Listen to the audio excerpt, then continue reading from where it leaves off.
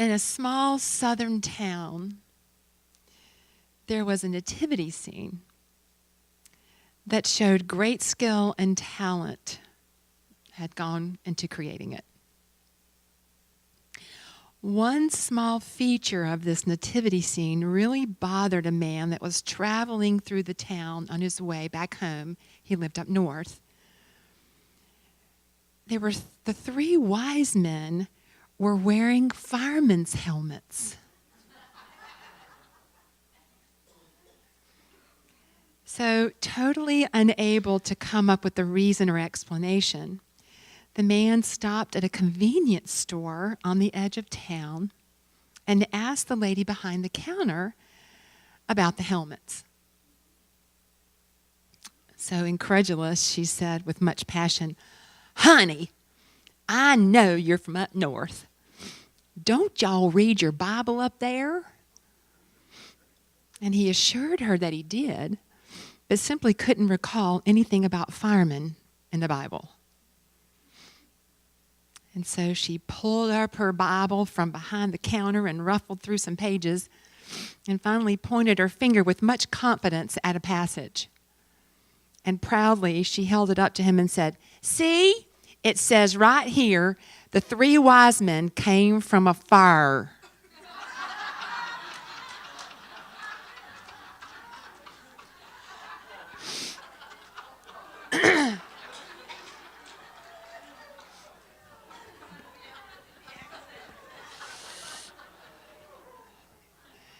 I feel complete license to do that joke since I am from the South.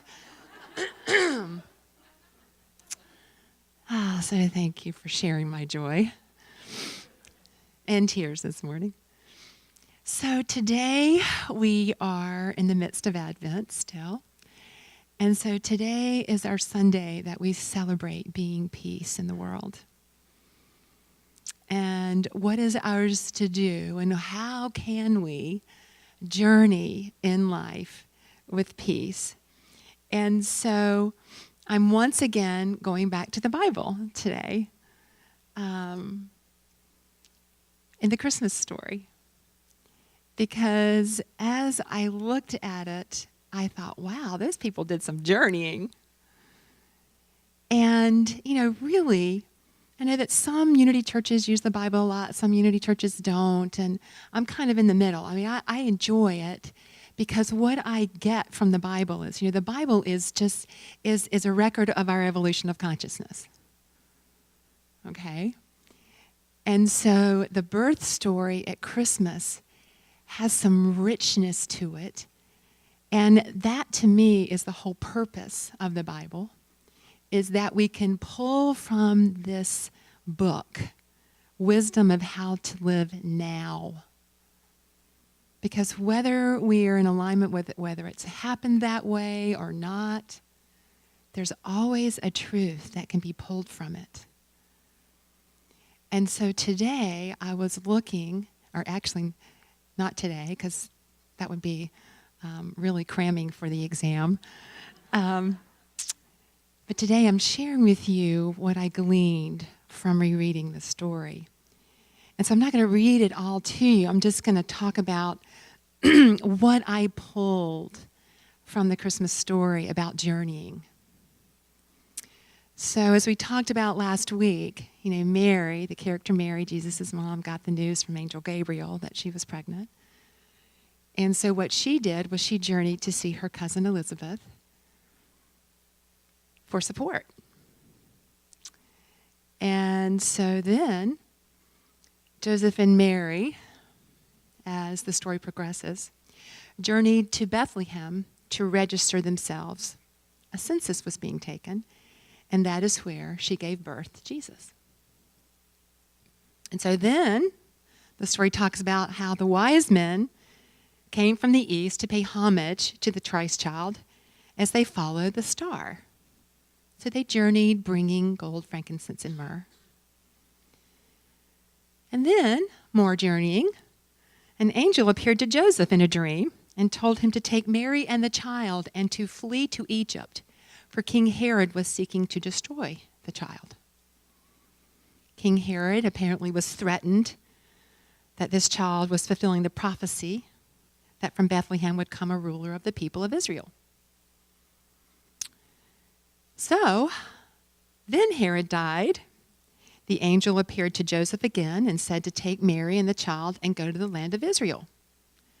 But then he found out that Herod's son was ruling there, and so he heard another message in a dream to journey to the region of Galilee in a town called Nazareth, where Jesus made his home.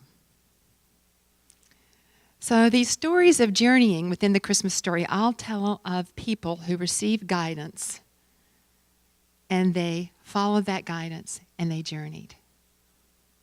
And the one thing that really popped out at me about these characters in this story was that they got wisdom, an angel, or a dream.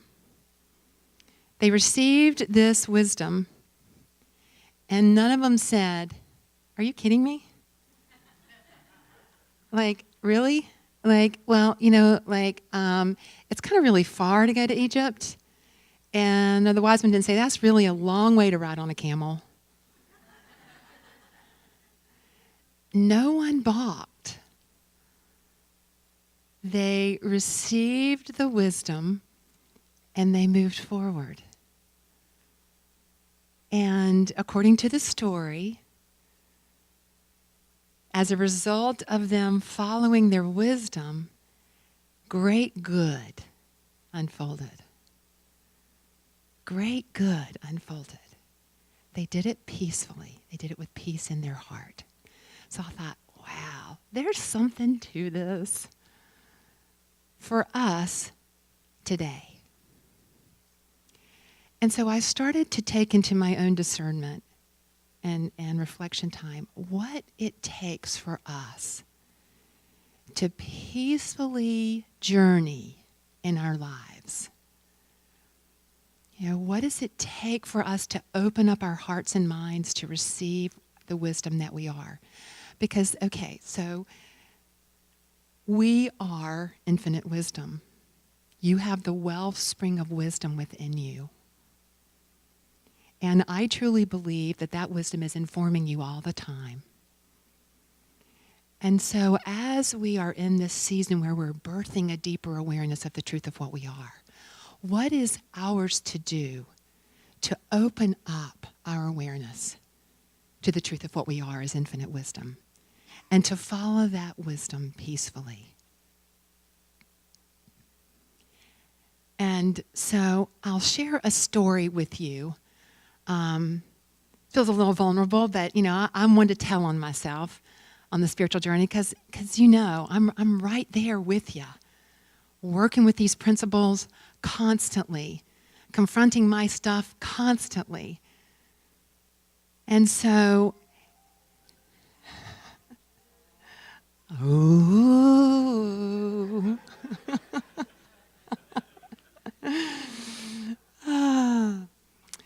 So, this week, I made a mistake. I went on Facebook before I went to bed. And the reason that I go on Facebook is because I have a goddaughter. I think I've shared this with you. And they're constantly posting really cute pictures of her. And then sometimes my friends will post these really moving, touching stories. And I love really touching, moving stories that I can maybe share with you on a Sunday morning. That's my story. Anyway, so I went onto Facebook, and I purposely don't read political things before I go to sleep, and I'm trying not to read a lot of them because a lot of them are very fear-based right now. But I saw a headline, and I went, and so I got to shut it off. And so I managed to go to sleep because sometimes I can't sleep when I get stirred. But I managed to go to sleep, but I woke up the next morning and I was still in it. It was, I just started to get really afraid from what this headline said. And I felt it in every cell in my body. I just felt it. And I just let myself have that fear. And once I let myself have it, and I started journaling, And I let myself really, when you get in the muck of it. And so I just went within and I asked my wisdom, what is mine to do? And I heard, bring it to the present moment. And I brought that fear. It was right there and it was fully in expression. And I brought it into the present moment with my breath. And folks, what happened?